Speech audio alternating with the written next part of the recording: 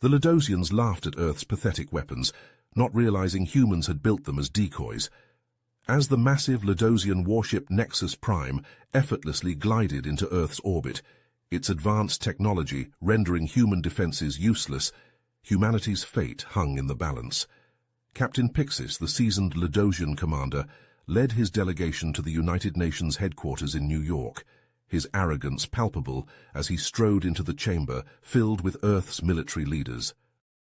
U.S. Army General Walter Miller watched with a mixture of apprehension and determination as Pixis demanded Earth's unconditional surrender.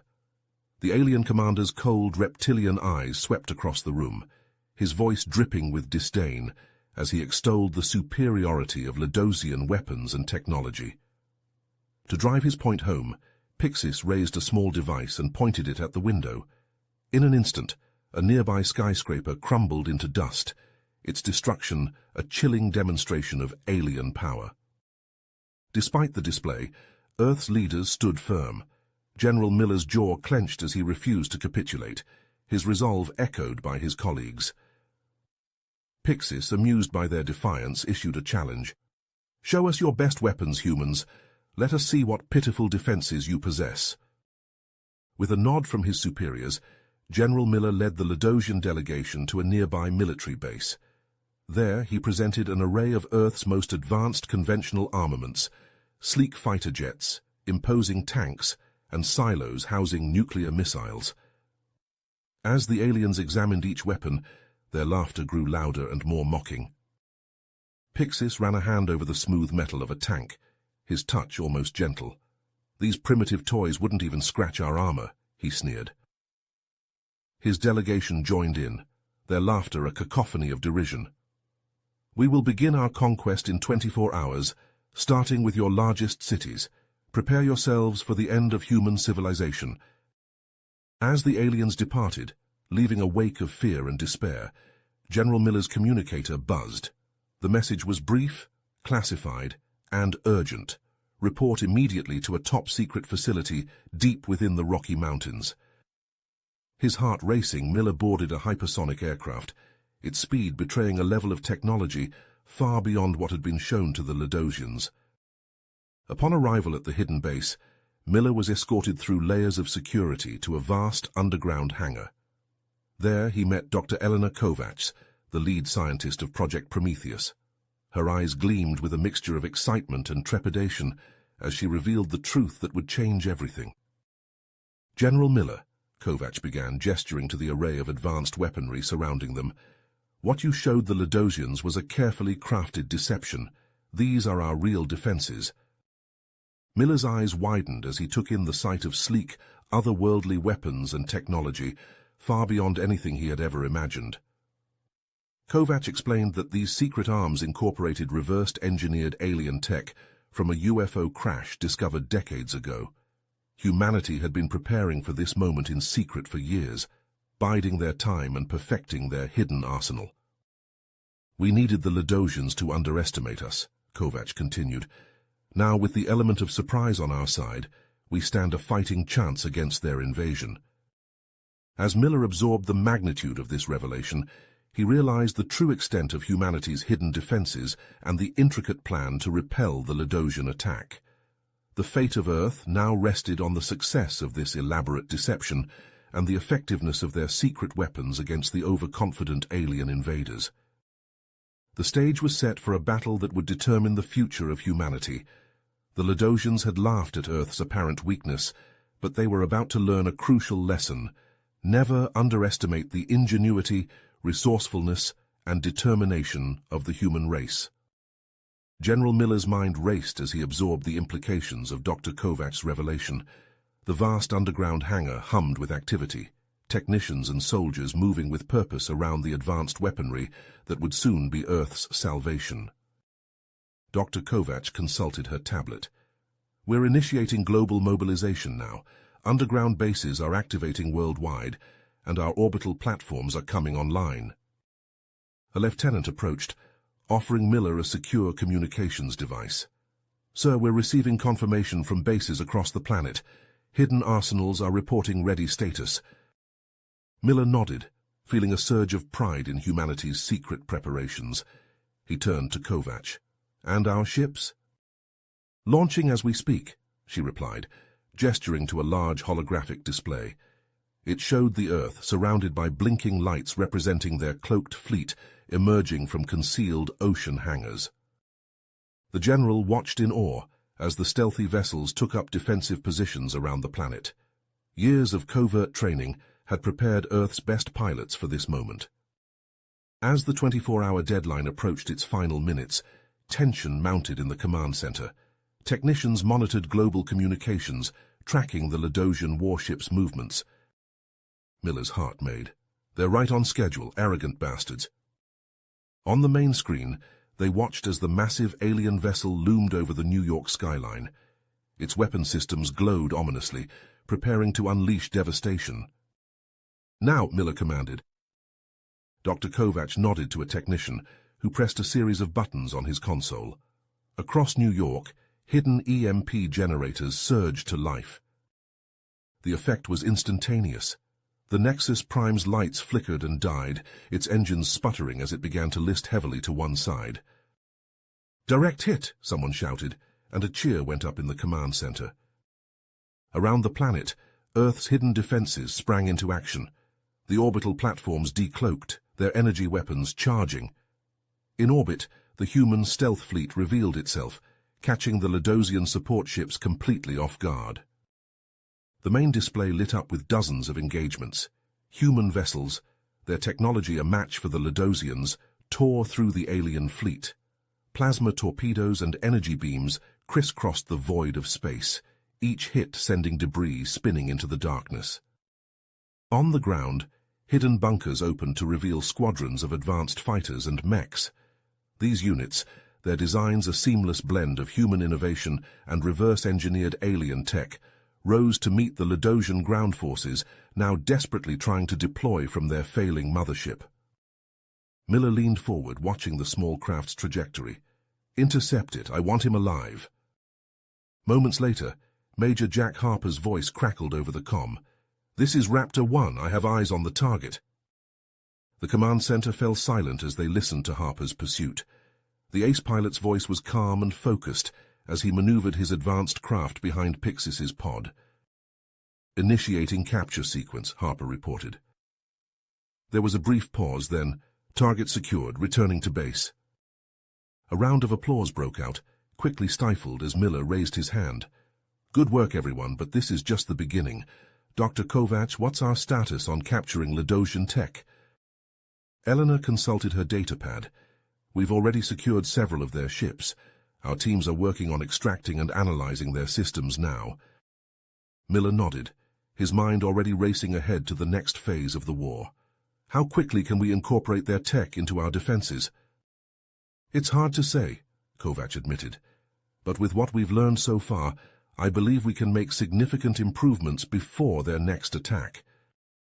As reports of human victories poured in from around the globe, Miller allowed his team a moment of celebration. The command center erupted in cheers and embraces, the weight of their secret burden finally lifting. But Miller's eyes remained fixed on the long-range sensors. Beyond Earth's orbit, he knew, lay the bulk of the Ladosian armada. This was only the first wave, a probing attack by an overconfident enemy. The real test was yet to come. "All right, people," he called out, his voice cutting through the jubilation. "Let's get back to work. We've won the first battle, but the war is far from finished." As the team refocused on their tasks, Miller turned to Dr. Kovacs. "We need to push our advantage while we have it. How soon can we get our hands on that Ladosian tech?" Kovacs' eyes gleamed with the prospect of new discoveries. "I'll head to the capture site myself. We'll have preliminary findings within hours." Miller nodded, then turned back to the main display. The Earth hung there, surrounded by the twinkling lights of their defensive fleet. For the first time in his long military career, he allowed himself to feel a glimmer of hope. The Ladosians had come expecting an easy conquest. Instead, they had found a united humanity, armed with technology to rival their own. As Miller watched his people work, coordinating global defenses and analyzing alien tech, he knew that whatever challenges lay ahead, Earth would face them head-on. The next wave of attacks would come and they would be ready. The euphoria of Earth's initial victory was short-lived. Just as General Miller had feared, the Ladosian High Command regrouped with alarming speed. Long-range sensors lit up like a Christmas tree as over 1,000 warships materialized at the edge of the solar system, their massive forms blotting out the stars. Miller's teeth gritted as he surveyed the tactical display. The sheer number of enemy vessels dwarfed their previous encounter. "They're not underestimating us this time," he said, his voice grim. "Sound the global alert. All hands to battle stations." As klaxons blared throughout the underground base, Miller turned to his communications officer. "Get me a direct line to the President and the Joint Chiefs. They need to know what's coming." The Ladosian fleet, led by the imposing dreadnought of Grand Admiral Zex, advanced with methodical precision. Unlike the brash attack of Captain Pixis, this assault was calculated and relentless. Earth's stealth fleet engaged the enemy at the edge of the asteroid belt, their advanced weapons tearing into the front lines of the Ladosian armada. But for every alien ship they destroyed, 3 more took its place. Major Jack Harper's voice crackled over the comms, strained but determined. "Raptor Squadron, form up on me. We're punching a hole through their left flank." Miller watched as Harper's fighters executed a daring maneuver, their nimble craft weaving through a hail of enemy fire. They managed to take out a Ladosian cruiser, but the victory was short-lived. "Sir," a technician called out, her voice tight with fear, "we're detecting energy buildups in the Ladosian fleet. They're targeting—" "Oh no." Miller didn't need to ask. On the main screen, he watched in horror as beams of searing energy lanced down from the alien ships, striking key points across the globe. Power grids overloaded in cascading failures, plunging entire continents into darkness. Communication networks sputtered and died, leaving vast swathes of the population cut off and vulnerable.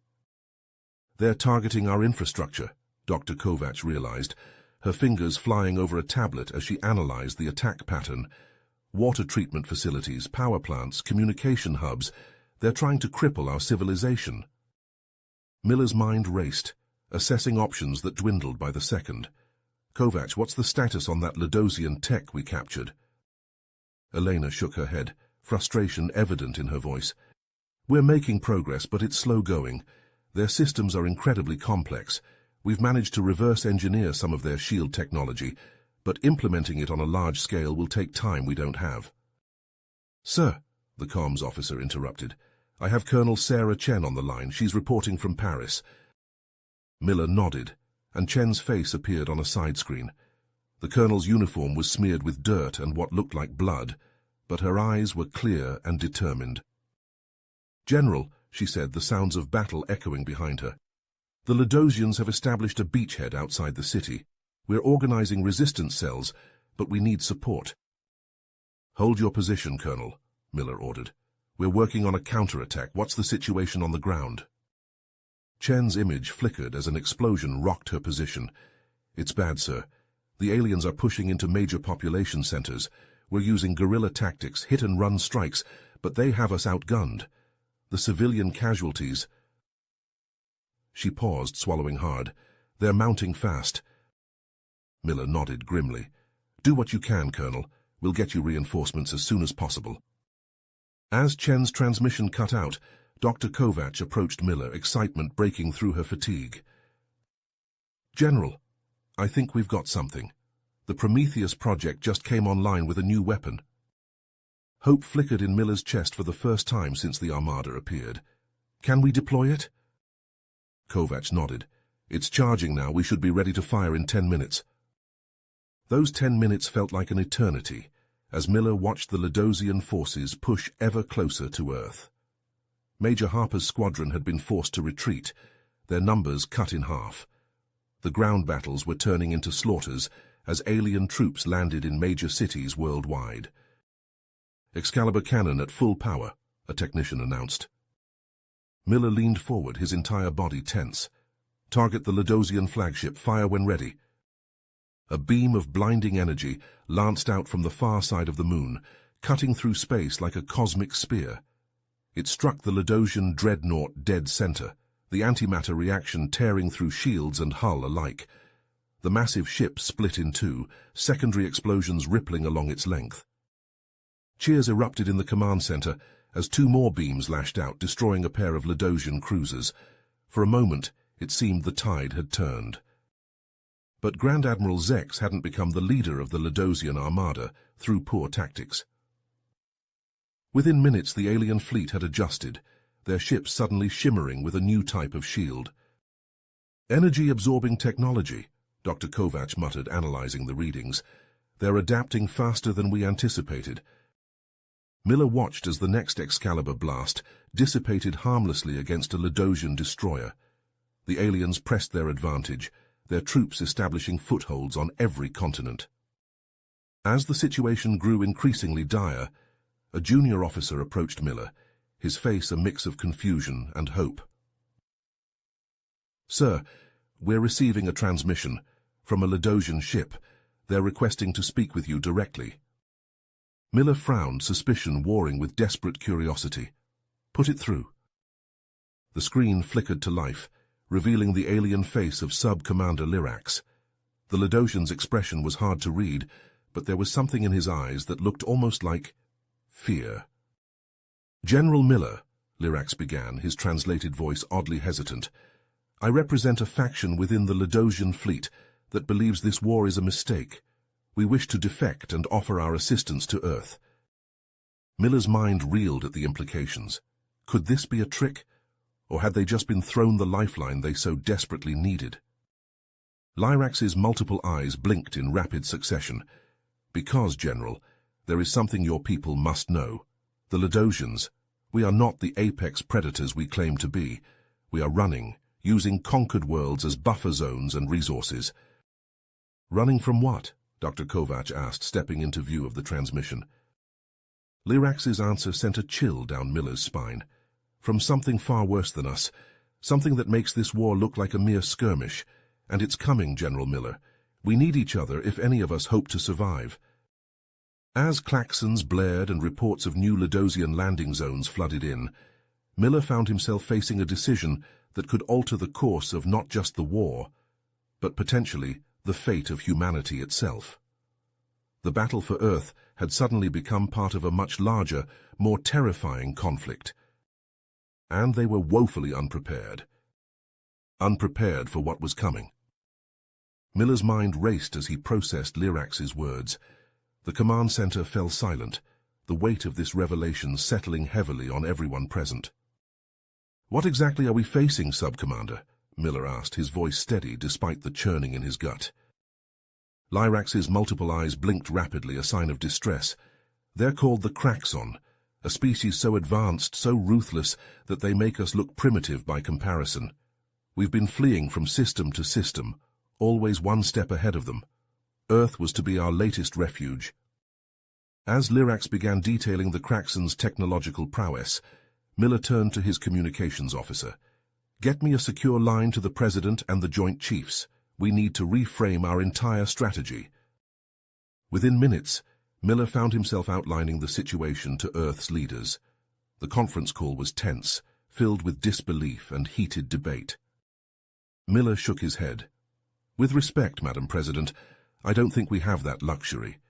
The threat Lyrax describes aligns with some of the anomalous readings we've been detecting at the edge of our solar system. We need to consider a two-pronged approach, repel the current invasion while preparing for a potentially greater threat." After hours of deliberation, a consensus was reached. Earth would pursue a cautious alliance with Lyrax's faction while continuing to defend against the main Ladosian force. True to her word, Kovac burst into the command center 2 days later, her tablet clutched tightly in her hand. "We've done it," she announced, her voice hoarse from lack of sleep. "We've developed a virus that can infiltrate and disrupt the Ladosians' neural network." Miller leaned forward, hope kindling in his chest. "Explain." Kovac pulled up a series of complex diagrams on the main screen. "We're calling it Achilles. It exploits a vulnerability in the quantum entanglement system that links their ships and weapons. Once deployed, it'll cause cascading failures throughout their entire fleet. We need a direct interface with their central command systems, Kovacs replied. Someone would have to physically upload it to their flagship. Miller nodded grimly. I know just the team for the job. He turned to his communications officer. Get me Major Harper. Within hours, Harper and his stealth team were briefed and ready for their most daring mission yet. Using intel provided by Lyrax, they plotted a course to infiltrate Grand Admiral Zex's command vessel. As Harper's team prepared to depart, Miller pulled the Major aside. Jack, this mission is beyond critical. The fate of Earth could rest on your success. The next 12 hours were the longest of Miller's life. He paced the command center, watching as Harper's team navigated through the Ludosian fleet, their stealth technology barely keeping them hidden. Miller and Kovacs listened intently as the sounds of a fierce firefight erupted. Harper's team fought their way through Zex's personal guard, their advanced weaponry proving a match for the alien defenses. I've got eyes on Zex, Harper reported, his breathing heavy. Engaging now. What followed was a tense minute of grunts, impacts, and alien screeches. Miller clenched his fists, picturing the hand-to-hand combat taking place light years away. Suddenly, Harper's voice cut through the chaos. Target secured. Uploading Achilles now. A cheer went up in the command center as the virus took hold. On the main display, Ludosian ships began to falter, their coordinated movements dissolving into chaos. Ready and waiting, sir, Chen's voice replied over the comms. Execute Operation Overthrow, Miller ordered. Across the globe, human resistance cells launched coordinated attacks on Ludosian ground installations. With their defenses and communication networks crippled by Achilles, the alien forces found themselves overwhelmed by the sudden onslaught. As reports of human victories poured in, Miller turned his attention to the orbiting Ludosian fleet. Bring the Excalibur cannon online, he commanded. The massive orbital platform, hidden on the far side of the moon, powered up. Its antimatter beam, now enhanced with shield-piercing technology provided by Lyrax, lanced out into space. Ludosian ships, unable to coordinate their defenses, fell one by one to the devastating weapon. In the midst of the chaos, Harper's voice came through again. Package secure, sir. We have Zex in custody. Miller's eyes widened. The capture of the Ludosian leader was an unexpected boon, one that could tip the scales decisively in Earth's favor. As the remaining Ludosian ships began to retreat, a new alert blared through the command center. Dr. Kovacs rushed to her console, her face paling as she analyzed the data. General, she said, her voice tight with fear, we're detecting a massive energy signature at the edge of the solar system. It's like nothing we've ever seen before. Miller felt a chill run down his spine. He knew even before Kovacs confirmed it what they were facing. It's them, Lyrax said, his alien features contorted in what Miller now recognized as terror. The Kraxon have arrived. On the main screen, a sleek, otherworldly vessel appeared, effortlessly bypassing both human and Ludosian defenses. It entered Earth's orbit, dwarfing even the largest ships in the combined fleet. A message began broadcasting on all frequencies, in multiple languages. The voice was unlike anything Miller had ever heard, simultaneously beautiful and terrifying. Miller looked around the command center, seeing the mix of fear and drive on every face. They had survived one invasion, but now faced a threat beyond their wildest imaginations. Get me the President, Miller said, his voice steady despite the gravity of the situation, and tell Major Harper to bring Zex here immediately. We need to decide right now whether we face this threat alone or with our former enemies by our side. As the command center burst into frantic activity, Miller stared at the image of the Kraxon ship looming over Earth. The real test, he realized, was only just beginning. The world as they knew it had changed forever. Miller took a deep breath, steadying himself. He turned to his communications officer. Get me a direct line to the Ludosian High Command, now. As the officer scrambled to comply, Miller locked eyes with Dr. Kovacs. Elena, I need you to work your magic again. Take everything we've learned from Lyrax and see if you can adapt the Achilles virus to target Kraxon systems. Kovacs nodded, her eyes gleaming with grit. I'm on it, General. We'll make it work. Within minutes, Miller found himself face to face with the Ludosian leadership on the main view screen. Their alien features were taut with tension, a mirror of the atmosphere in the Earth Command Center. There was a moment of stunned silence before the Ludosian Grand Admiral responded, "You would ally with us, after all we've done?" Miller's mind focused. "We don't have the luxury of holding grudges. The Kraxan are a threat to both our species. Together, we might stand a chance." All eyes turned to the main display as a blinding pulse of energy erupted from the alien vessel, streaking towards Earth's major defense installations. The combined human-Ludosian fleet moved to intercept, their shields straining against the onslaught. In her lab, Dr. Kovacs' eyes widened as she analyzed the data streaming in. "General," she called over the comm, "the Kraxan weapon is leaving a unique energy signature. We might be able to use this." Miller leaned forward, hope kindling in his chest. "What do you need, Doctor?" "Time," Kovacs replied, her fingers flying over her console, "and access to the Excalibur cannon's systems." As Kovacs worked to modify the massive weapon, the battle raged in orbit. Human and Ludosian ships moved in perfect synchronization, their combined tactics keeping the Kraxan at bay, but just barely. "Modification complete," Kovacs announced. "The Excalibur is now calibrated to match the Kraxan energy frequency. It should penetrate their shields." Miller didn't hesitate. "Fire!" The Excalibur cannon roared to life, its antimatter beam lancing across space. It struck the Kraxan ship dead center, cutting through its defenses like they weren't even there. The alien vessel shuddered under the impact, its hull breaching in multiple places. Caught off guard by the unexpected counterattack, the Kraxan ship began to retreat.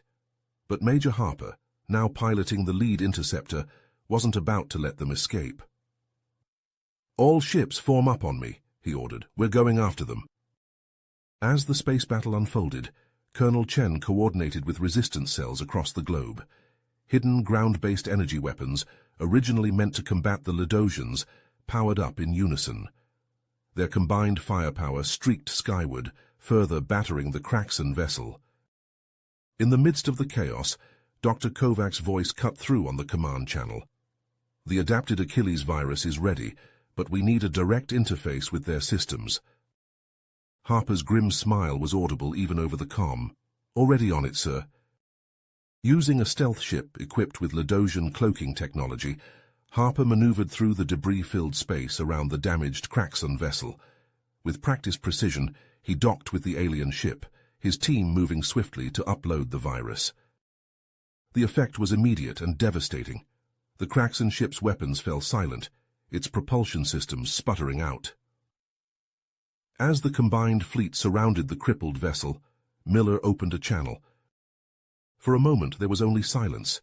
Then the Kraxan ship's energy readings spiked dangerously. "They're trying to self-destruct," Kovacs shouted. "If that core goes critical this close to Earth..." But even as she spoke, the readings fluctuated wildly before settling back down. The Achilles virus had compromised the self-destruct sequence, but the damage was done. The Kraxan ship's core was destabilizing, threatening to explode with enough force to devastate Earth's atmosphere.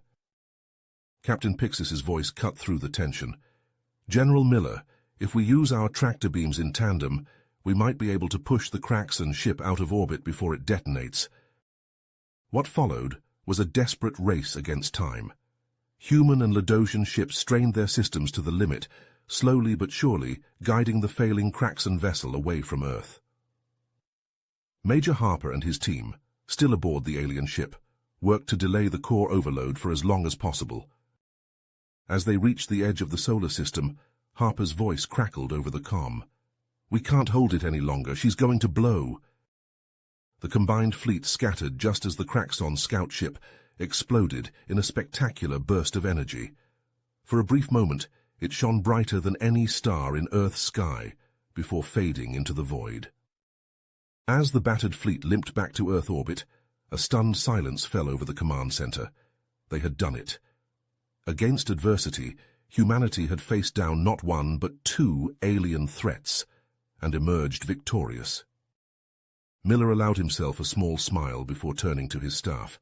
"Get me the President and the Ladosian High Command. We have a lot to discuss."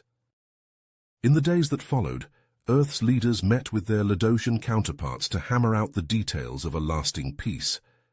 The shared victory over the Kraxon had fostered a newfound respect between the two species, paving the way for cooperation rather than conflict. As Miller watched Dr. Kovacs and her team begin work with Ladosian scientists on new technological advancements, he couldn't help but marvel at how quickly the world had changed. The Prometheus project, once Earth's last hope for survival, was evolving into something far greater, a stepping stone to the stars. Major Harper, now promoted to colonel, approached Miller with a gleam in his eye. "General, I hear they're looking for someone to lead Earth's first deep space mission. Interested in putting in a good word for me?" Miller clapped him on the shoulder. "Jack, after what you've pulled off, I'd say you've earned it. But don't think this means you're off the hook for your next impossible mission." As they looked out over the bustling activity of the joint human-Ladosian shipyard, Miller felt a sense of anticipation building. Earth was no longer isolated or vulnerable. They had proven themselves on the galactic stage, and now it was time to take their place among the stars. You have reached the end of the story. If you enjoyed this story and want to support us, please leave a like and subscribe to our channel, and for every comment that says 88, I will heart every single one of them. Thank you for your time.